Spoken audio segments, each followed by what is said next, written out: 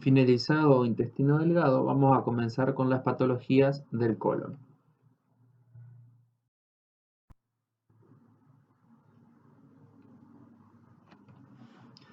Dentro de las patologías del colon debemos nombrar al megacolon. El prefijo mega implica aumento del diámetro del órgano y el prefijo dólico aumento de la longitud. Muchas veces el megacolon, aparte de tener diámetro aumentado, también padece un aumento de su longitud y de ahí la denominación de dólico megacolon, como también lo vimos en esófago con megaesófago o dólico megaesófago. Este megacolon puede tener un carácter congénito, es decir, que ese paciente haya nacido con el diámetro del colon aumentado, y eso es lo que nosotros denominamos megacolon agangliónico congénito o enfermedad de Hirschsprung. También puede tener un carácter adquirido, es decir, ser secundario a otra patología, y en ese contexto vamos a nombrar al megacolon tóxico, vinculado a la colitis ulcerosa idiopática, que la vamos a desarrollar en breve como complemento de enfermedad inflamatoria intestinal. Otra causa de megacolon adquirido pueden ser los vólvulos. Otra causa puede ser la enfermedad de Chagas, si bien el compromiso gastrointestinal de Chagas es más frecuente en áreas de Brasil.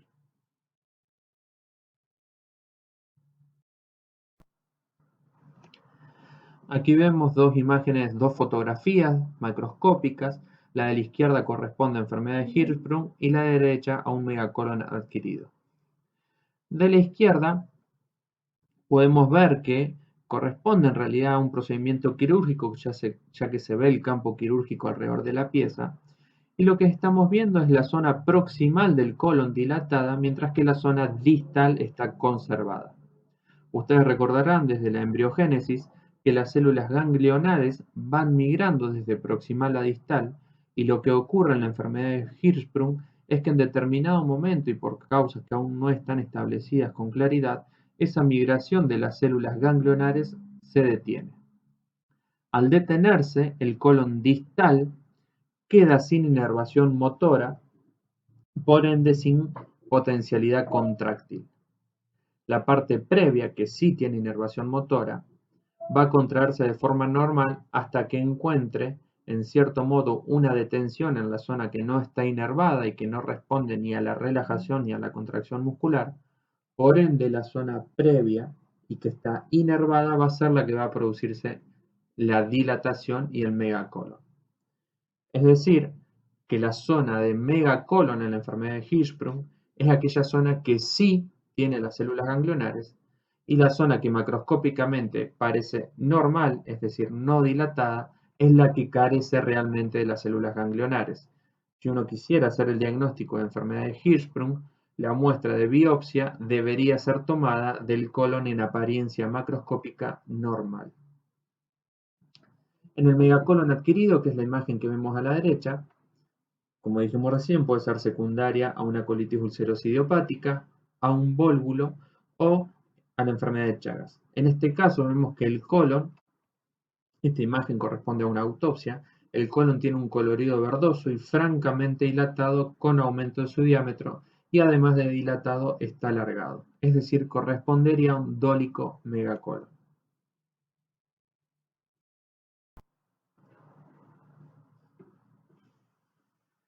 En esta imagen vemos dos fotografías. La superior izquierda corresponde a una pieza de colectomía o hemicolectomía, donde podemos reconocer que es colon por las austraciones, las bandeletas musculares o tenias y los apéndices epiploicos.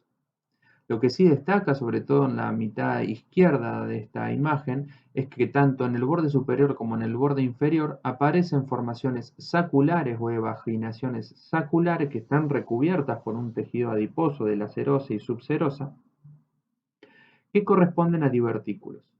Si en la imagen inferior vemos que esos divertículos se profundizan en el espesor de la pared, en donde se encuentra un adelgazamiento de la túnica muscular. Es de destacar que estas formaciones diverticulares suelen producirse en aquellas zonas de debilidad de la pared, y estas zonas corresponden a los sitios donde ingresan o egresan vasos sanguíneos y nervios al espesor de la pared del colon, como señala la flecha roja. Si en una imagen histológica muy bajo aumento, se puede observar en la mitad superior lo que sería la luz del colon y se observa también cómo la mucosa produce una invaginación dentro o en el espesor de la pared y esta formación sacular. Vemos también hacia los costados la túnica muscular cómo tiende a desaparecer y a adelgazarse sobre los laterales y el borde inferior del divertículo.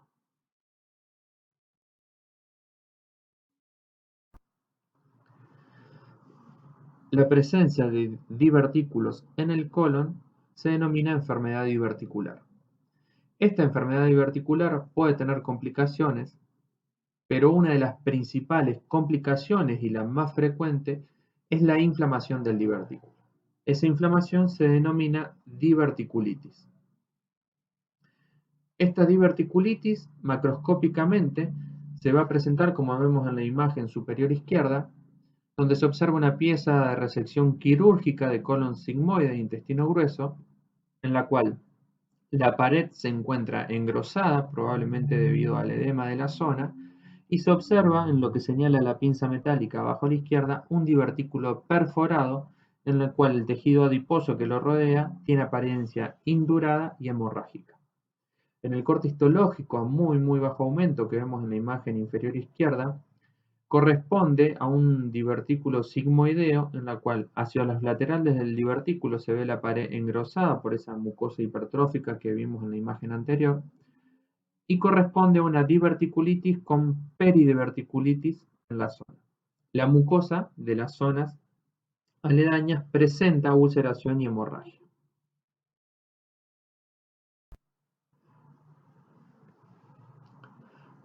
Retomando el concepto de enfermedad inflamatoria intestinal que vimos hace unos momentos para enfermedad de Crohn, completamos ahora con colitis ulcerosa idiopática.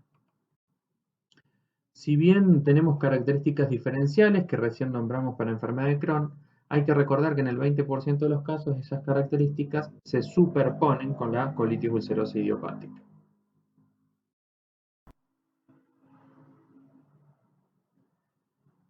En esta fotografía macroscópica a gran aumento podemos observar lo que es la mucosa colónica, la cual presenta extensas áreas de pérdida de sustancia que corresponden a úlceras y remanentes de mucosa normal entre esas úlceras. Estos remanentes de mucosa normal es lo que se denominan pseudopólipos y que son una de las características diferenciales de la colitis ulcerosa idiopática.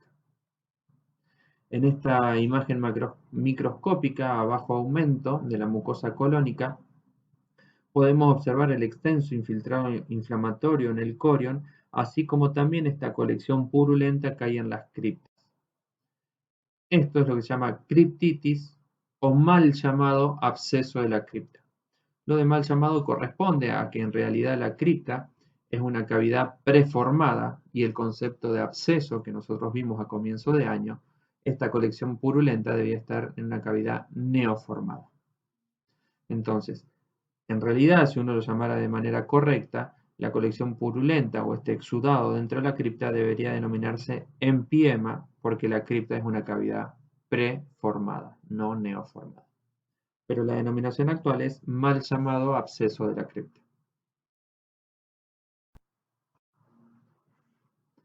Aquí vemos dos esquemas, el de la izquierda corresponde a la colitis ulcerosa y el de la derecha a la enfermedad de Crohn. Lo que queremos destacar con este tema, con este esquema, es que queden claras las características diferenciales entre una y otra. Si ustedes observan en la imagen de la izquierda, lo que está pintado de color rojo corresponde al compromiso de la colitis ulcerosa. El compromiso de la colitis ulcerosa es de manera progresiva, retrógrada, ascendente y continua. Es decir, comienza en el margen anal, continúa por recto, colon sigmoide, colon descendente, colon transverso. Repito, en la colitis ulcerosa el compromiso del colon es progresivo, continuo, ascendente y retrógrado. En la enfermedad de Crohn el compromiso dijimos que era saltatorio desde la boca al ano y transmural, a diferencia de la colitis ulcerosa en la cual el compromiso solamente es mucoso y submucoso.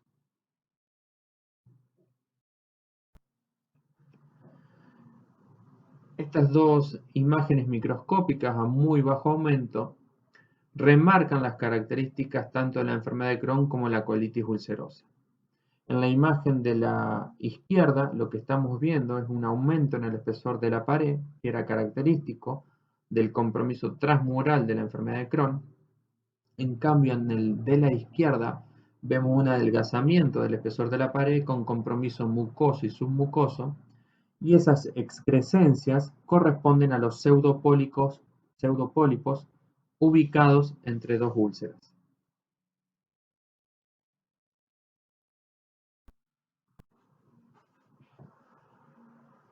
En esta fotografía macroscópica de una pieza de colectomía total, es decir, una resección completa del colon, podemos ver hacia la izquierda en la región iliocecal una masa exofítica vegetante de superficie irregular, multilobulada, con una zona de hemorragia hacia arriba a la izquierda, que corresponde a un adenocarcinoma de colon ubicado en la región del ciego, que deriva o que es complicación o consecuencia de una colitis ulcerosa. Lo que queremos remarcar con esta imagen es que ustedes conozcan que la colitis ulcerosa tiene riesgo aumentado de desarrollar adenocarcinoma de colon.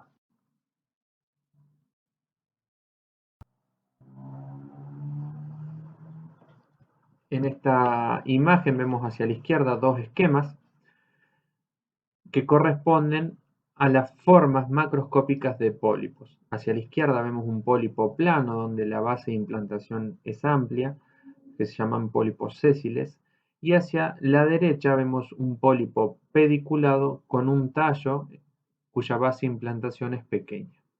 La definición o el concepto de pólipo la vimos en el capítulo de tumores o neoplasias, pero corresponde a una excrescencia mucosa con un eje conectivo vascular.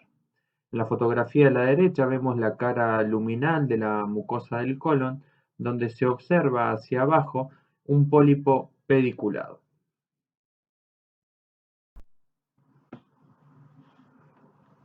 Es muy importante conocer los pólipos de colon y la clasificación de los mismos. Se dividen en pólipos neoplásicos y no neoplásicos.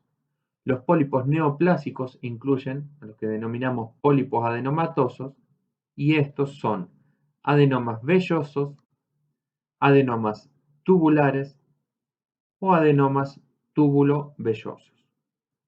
Los no neoplásicos incluyen por su parte a los pólipos hiperplásicos, los pólipos inflamatorios, los pólipos amartomatosos y los pólipos linfoides.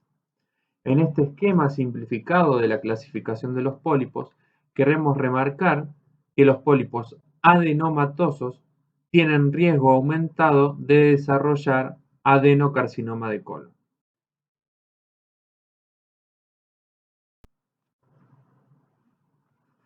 En esta imagen macroscópica de una pieza quirúrgica de colectomía, vemos la superficie mucosa de todo el colon, en la cual se observan múltiples excrescencias de diferentes tamaños con un compromiso difuso de toda la mucosa. Esas excrescencias en zonas son pediculadas, como se ve arriba y hacia la derecha, y en otras tienen implantación con base amplia, como se ve en la región media superior izquierda. Corresponden estos entonces a pólipos. Fíjense la cantidad de pólipos que hay en toda la superficie del colon, seguramente si los contamos de manera individual hay más de 100, y este cuadro corresponde a una poliposis colónica adenomatosa familiar. En el capítulo de genética lo vimos como ejemplo de enfermedad preneoplásica obligada, y también lo vimos en el capítulo de tumores generalidades. ¿Qué quiero decir que es preneoplásica obligada? Que el 100% de los pacientes con poliposis colónica adenomatosa familiar va a terminar desarrollando una adenocarcinoma de colon.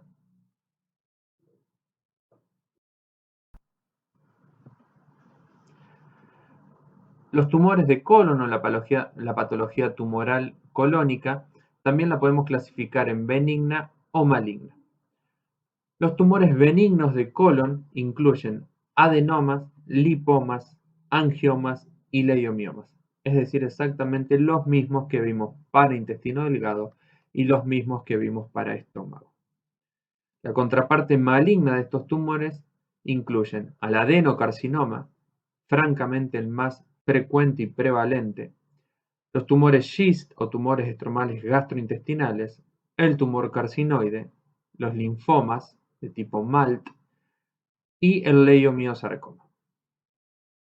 Repasando rápido, lo mismo que hicimos para intestino delgado en la histogénesis de estos tumores, el adenocarcinoma surge del epitelio glandular del colon, los GIST se originan o surgen desde las células intersticiales de Cajal, células marcapasos intestinales.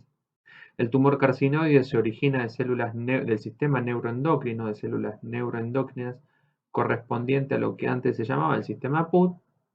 Los linfomas se originan en el tejido linfoide asociado a mucosa y el leiomiosarcoma se origina de la capa muscular lisa de la pared intestinal.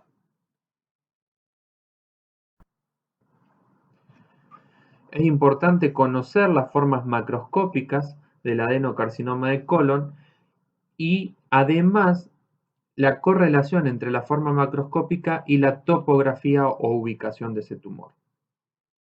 Generalmente, los tumores en órganos huecos se pueden presentar de tres formas macroscópicas que son exofítica o vegetante, infiltrante difusa o excavado ulcerado. Inclusive en ocasiones hay combinaciones de estas formas, por ejemplo un exofítico ulcerado. El cáncer de colon derecho o colon ascendente suele presentarse de forma macroscópica exofítica. En cambio, el cáncer de colon izquierdo o colon descendente suele presentarse de forma macroscópica infiltrante y a veces ulcerado. Estas formas macroscópicas también van a tener relación con la forma de presentación clínica del tumor. Ustedes recuerden que la materia fecal del intestino delgado tiene consistencia líquida. Por ende, cuando esa materia fecal atraviese la válvula iliocecal e ingrese al colon, va a seguir teniendo consistencia líquida. A lo largo del colon, esa materia fecal o el colon reabsorbe el 90% del agua de la materia fecal. Por ende, cuando ese contenido luminal del colon llega al colon descendente, ya tomó consistencia sólida o semisólida. La trascendencia clínica que esto tiene es que los tumores de colon derecho o colon ascendente pueden adquirir grandes tamaños o grandes volúmenes sin producir oclusión intestinal. De hecho, la forma de presentación clínica más frecuente del tumor del cáncer de colon derecho es el síndrome anémico, ya que al ser masas exofíticas o vegetantes de gran tamaño, suelen ocasionar pequeñas hemorragias que van a provocar un sangrado en pequeñas cantidades pero de manera continua, que lo voy a poder detectar clínicamente con el test de sangre oculta en materia fecal y clínicamente en el paciente como síndrome anémico. En cambio, el cáncer de colon izquierdo o colon descendente, como la materia fecal ya tiene consistencia sólida, suelen presentarse con obstrucción intestinal, pero sobre todo, y lo que más quiero destacarles, que clínicamente suele presentarse con alteración del ritmo evacuatorio, es decir, alternando periodos con diarrea y periodos con constipación, que en realidad esa diarrea clínicamente se denomina pseudodiarrea, porque no es una diarrea verdadera.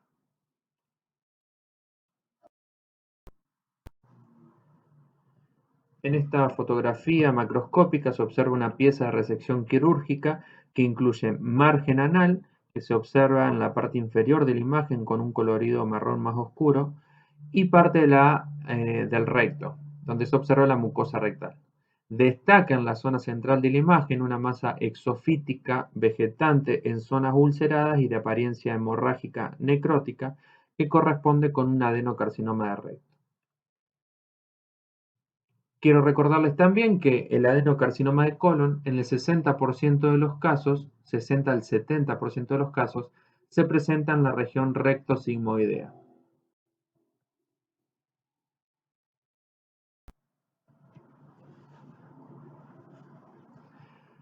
Este cáncer de colon lo podemos estadificar de manera clínica por medio de la estratificación clínica de Dukes, en la cual vamos a tener 4 estadios, que son estadio A, donde hay compromiso mucoso y submucoso, inclusive llegando hasta la muscular. El estadio B, donde compromete mucosa, submucosa y todo el espesor de la muscular, inclusive llegando hasta la serosa. El estadio C, donde hay compromiso de ganglios regionales, compromiso metastásico de ganglios regionales. Y el estadio D, donde ya hay compromiso metastásico a distancia, por ejemplo, en hígado y pulmón. Como ustedes ven en el esquema, el estadio A, al comprometer mucosa, submucosa y muscular, tiene la potencialidad de haber comprometido vasos sanguíneos y por ende de dar metástasis a distancia, por ejemplo, a hígado o a pulmón.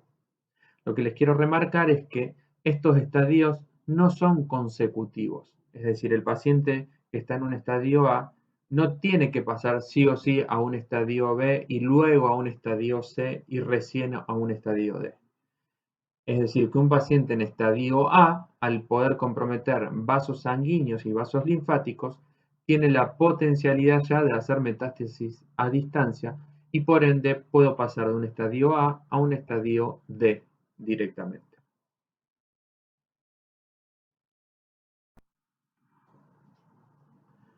Respecto de la patología apendicular, vamos a nombrar a la patología inflamatoria como es la apendicitis aguda, al mucocele apendicular, al pseudomixoma peritoneal y a los tumores de apéndices, también relacionados con pseudomixoma peritoneal y mucocele apendicular. Respecto de la apendicitis aguda, vamos a ver lo siguiente. Aquí vemos dos imágenes macroscópicas. La de la izquierda corresponde a una pieza de apendicectomía con su mesoapéndice de apariencia normal, donde vemos un colorido rosado homogéneo, la serosa lisa, brillante y transparente, y no vemos alteraciones tanto en su tamaño como en su forma.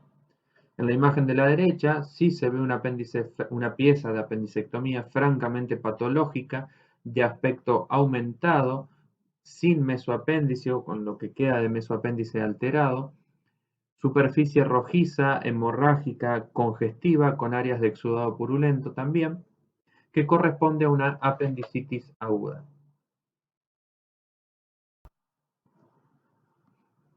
Aquí vemos tres imágenes que de izquierda a derecha corresponden a una apendicitis aguda, una apendicitis gangrenosa, donde tiene toda la potencialidad de perforar ese apéndice y producir un cuadro de peritonitis, y hacia la derecha se observa la luz del apéndice con tres concreciones focales que en realidad corresponden a fecalitos, que suelen ser restos de materia fecal sólida que ocluyen la luz del apéndice y desencadenan el proceso inflamatorio de apendicitis.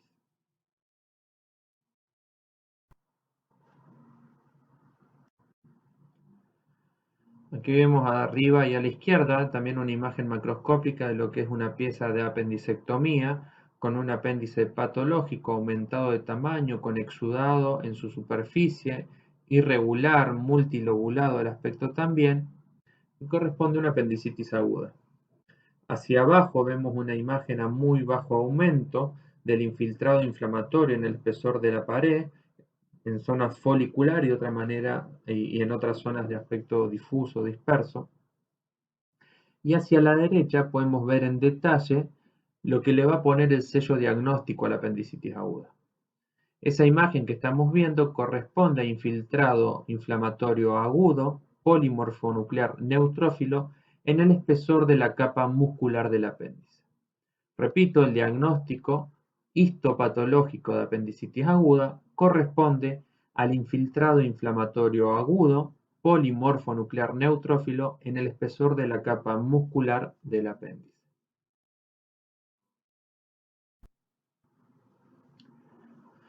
Así como cuando estudiamos patología diverticular del colon y sus complicaciones, como era la inflamación y la diverticulitis, la perforación, la hemorragia, también debemos nombrar las complicaciones de la apendicitis. Estas complicaciones incluyen perforación, llevando a una peritonitis difusa o una peritonitis focal, absceso periapendicular, es decir, colección purulenta en esta cavidad neoformada que va a estar en el periapéndice, fístulas, que eran conexiones anómalas entre dos cavidades, que pueden ser a órganos adyacentes como intestino, vejiga, vagina, pileflebitis, que corresponde a la inflamación aguda y séptica de la vena porta y sus ramas, y a partir de esto se pueden producir abscesos hepáticos. Peritonitis difusa, complicación de la perforación, ya lo mencionamos, septicemia y otras.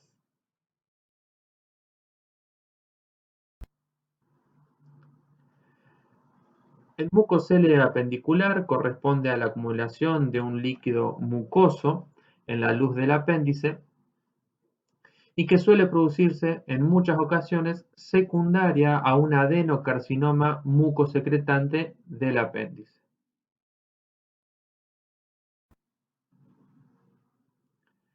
En esta imagen microscópica a muy bajo aumento vemos un corte transversal del apéndice donde en la mitad inferior de la luz se observa una mucosa claramente patológica que corresponde a un adenocarcinoma, un tumor mucinoso de apéndice asociado, nos dice, a pseudomixoma peritoneal.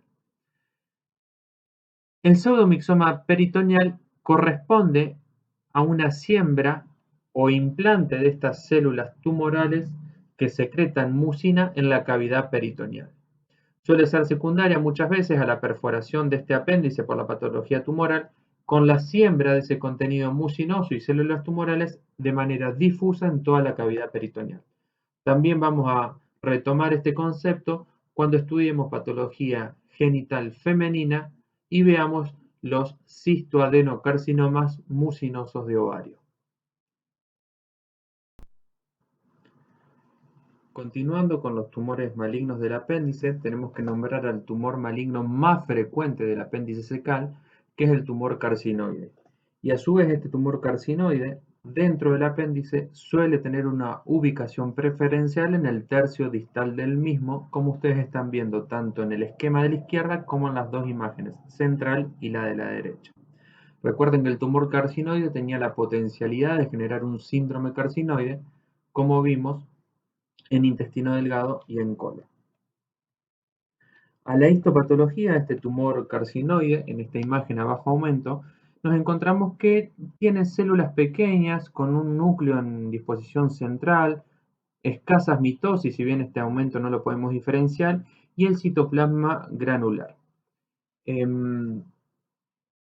Quiero destacar para cerrar tanto digestivo 1 como digestivo 2 que los tumores malignos tanto de colon, de intestino delgado y de intestino grueso corresponden al mismo tipo histológico de tumor. Es decir, tenemos que nombrar como 4 tumores malignos más frecuentes de estos órganos: el adenocarcinoma, los tumores Schist, los linfomas MALT y el tumor carcinoide.